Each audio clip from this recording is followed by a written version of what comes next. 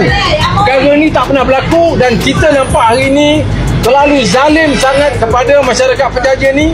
Bulan puasa nak kena tolak gerai ni masuk ke belakang ke dalam store, lepas tu bila nak berniaga kena bawa gerai lagi keluar. You bayangkan berapa susah tahun ini diorang ni nak berniaga.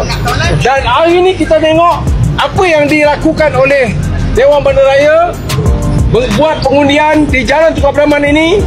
Dan lot pada awalnya 150 lot, hari ni dah tinggal 55. Hari ni tinggal lagi kecil, dah tinggal 18 saja gerai. Itu pun banyak yang tak berniaga dan telah podisil.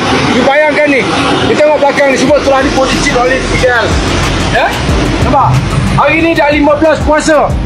Masuk 15 puasa tetapi tidak ada pun peniaga yang nak berniaga. Saya beranggapan yang sebenarnya Kementerian Menteri Datuk Seri Zaliha dengan Datuk Bandar gagal mengendalikan Bazar Ramadan 300%. Sini bukan lagi 100%, 300% gagal. Ya?